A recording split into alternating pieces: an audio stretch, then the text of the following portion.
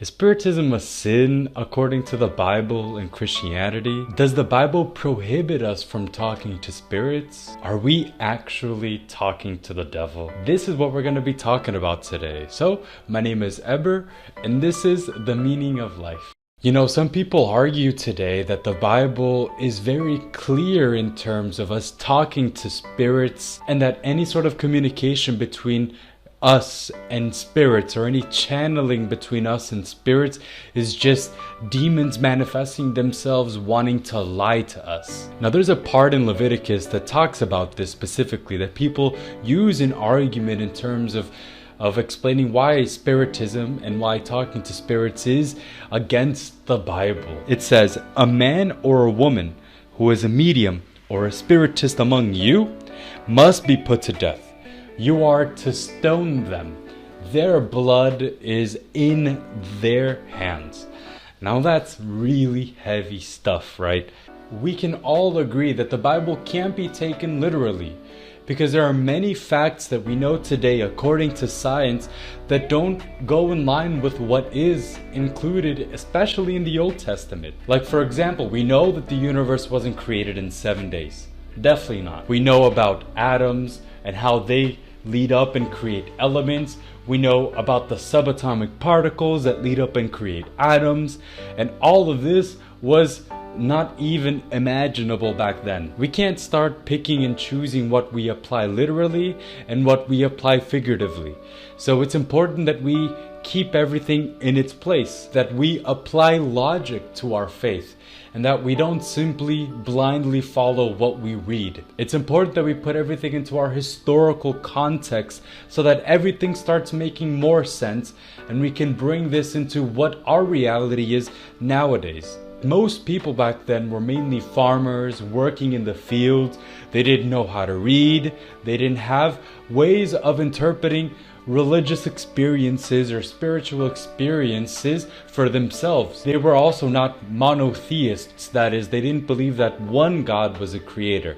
Rather, it was very common that polytheism was the main belief. That is, for any sort of supernatural activity that people couldn't explain, they would attribute it to some supernatural entity or gods. There were the gods of water, gods of war, gods of love, and all of these were worshipped by them mainly through sacrifice. The way that we would appease the gods back then would be to sacrifice animals. That is, the blood of the animals would be what would cleanse the sins of the sinner. They needed intermediates. They needed people that would guide them, instruct them, hence the priesthoods, hence all of these mediums back then that intermediated between the gods and the normal people. But here's the thing, when information is exclusive, what ends up happening is that the very men who hold the information become corrupt. And yeah, in the book of Leviticus, it does establish some norms in terms of sacrifice, in terms of priesthood.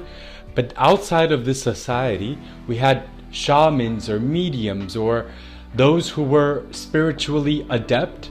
So because there was just a select group of people who knew about spirituality with conviction, a lot of the times they would require money in return so that not only were the gods pleased, but so that they would be paid for their services. Now these mediums would make a lot of money. I mean, think, if most people don't have the spiritual knowledge, there wasn't science for the common folk. You couldn't just open up a book, flip to page 3, and start reading about subatomic particles and elements and the composition of the universe. People would rely on these to have hope, to explain why the seasons happen, to explain why rain comes at one time and at other times it doesn't, and generally any sort of hardships would be because the gods were unpleased and so they would need to sacrifice. This was the way in human society. Polytheism and worship of gods was something that was common up until this point that Moses and Abraham started establishing these laws. So monotheism was the new big thing. And so with this, Moses wanted to establish laws so that his people would get closer to God according to the law. and distance themselves from charlatanism. So a change had to happen so that we would evolve and progress from polytheism to monotheism. And from this, Moses' laws were important for the people of that time. But now if we fast forward to when Jesus came about, of course everybody was more morally evolved and more intelligent as well. And so in the New Testament, we basically get Jesus' life told in 4 different points of view, right? So we have Matthew, Luke, Mark, and John. And in these, they all sort of relay the same type of information from different points of view. And this is what we're going to analyze in terms of the main question here. Does Jesus prohibit Spiritism? Is Spiritism a sin? Now let's put some context into this as well. So Moses came 1,400 years before Jesus. So 1,400 years before Jesus.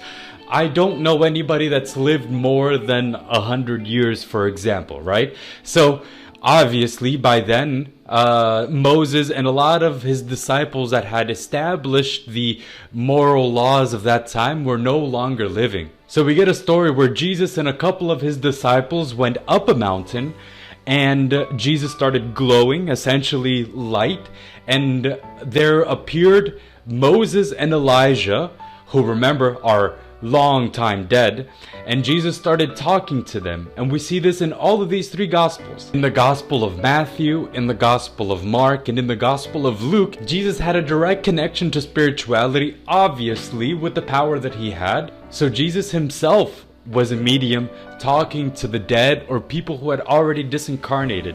So to basically answer the question, in John 1:17, we get, "For the law was brought by Moses, but the truth came through Jesus." Now that people are more developed, there doesn't need to be this prohibition against Spiritism or contact with spirits, because we can now sort of distinguish a bit better the difference between charlatans and those that were in line with Jesus' teachings of loving God first and loving your brother as you do yourself.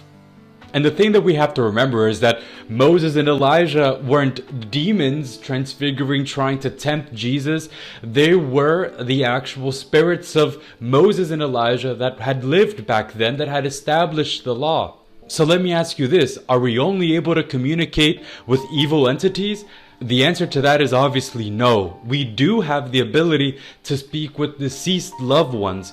And in the Spirit's book, Allan Kardec asks this question, and we receive that everybody is a medium. Some have this ability a bit more attuned, let's say, but we all influence and receive influence from each other, people who are in this material body, and also from the spirits themselves, whether they be high-ordered spirits or low-ordered spirits. And this is a very important thing for us to have in our mind while we go through our days, because in the next video we're going to be talking about how we can stop negative influences from impacting us and elevate our energy so that we can be influenced by good. So now that we've established that Spiritism is not prohibited and also possible, how can we apply this to nowadays? How can we distinguish between charlatans and the word of truth? How can we distinguish between real mediums and mediums who are here to lie to us and mislead us just for their own profit? The Spiritist codification really dives into all of these nuances to explain that there are some ways that we can distinguish the good from the bad. A first good question to ask yourself is it free? Do you have to pay something for this? Considering this, charlatans always have something to profit, and the word of God is always free. I mean, it goes without saying that there is no amount of money or material goods that can buy God. In Matthew 10:8, Jesus gives us an answer as to why this is important. Jesus answers the necessity of the word of God being free. Obviously, love is not something that we can buy, and God gives love to every one of us unconditionally, so it's free. Jesus mentions that what we receive for free, we must give for free as well. Jesus wants us to be charitable with our brothers, with those around us. Jesus wants us to love and to forgive others around us, no matter what they may have done to us. This self-sacrifice of forgiving somebody, even though they may not deserve the forgiveness, is, albeit hard, but very beneficial for our interior growth, for our personal progress and evolution. Secondly, it's important that we don't have blind faith. It's important that we apply logic to the faith that we have and we carry, because this logic is what guides us in the path. Skepticism is the key to truth. If you can't ask why, then there's definitely something wrong. So we need to logically think, is this that I'm hearing in line with what Jesus is teaching? Is this in line with universal love? Is this in line with loving God first and loving your neighbor as you do yourself? A couple of words say a lot. This is the nature of an intelligent, wise spirit, the high-ordered spirits. Just like in Jesus' parables and teachings, and high-ordered spirits that manifest themselves through mediums will only be manifested through mediums who fall in line with this universal love. Where on the other hand, low-ordered spirits and mediums that want to profit are generally giving us nonsensical phrases, repeating cliche type of phrases, and they have to say a lot, and they have to try their best to motivate you to believe them. And it is also even said, it is better for you to deny the truth many times than to accept one lie. Good spirits don't care if you believe them or not, because the truth is the truth. So in sum, no, Spiritism is not a sin. Yes, Spiritism is in line with God, because of course the spirit world precedes the material world. Just as we see in the Spirit's book, if the material world somehow, like imagine a huge atomic bomb that destroys the material universe, the spirit world will not be affected. Our real home is in the spirit world. And this is what we have to remember, is that this material body will die. Everything in this material world eventually degrades, whether through chemical processes in biology or in physics. Everything will eventually degrade in this material life. Nothing is permanent here, but our spirit is immortal. God is eternal and we are immortal. So reflect on these words, and also reflect on what it means to be truly charitable and self-sacrificing for the benefit of others. We're not being asked to sacrifice ourselves completely, but just to not be selfish, to fight our negative defects and build up our qualities so that it benefits other people around us. Because in the end, the more we benefit others around us, the more we're benefited also. So if you like this video, remember to like and subscribe, hit the bell to receive notifications from the meaning of life, and to keep up to date with these videos that will benefit you, so that we can all ultimately be happy and bring happiness, bring the light of happiness to those around us. So share your experiences in the comments if you've ever seen a spirit or felt some sort of energy or something like that, or if you can feel people's energy in general, because in the end, we're all mediums. So may Jesus bless us in this oh so difficult task of intimate reform and self-sacrificing love. So be it.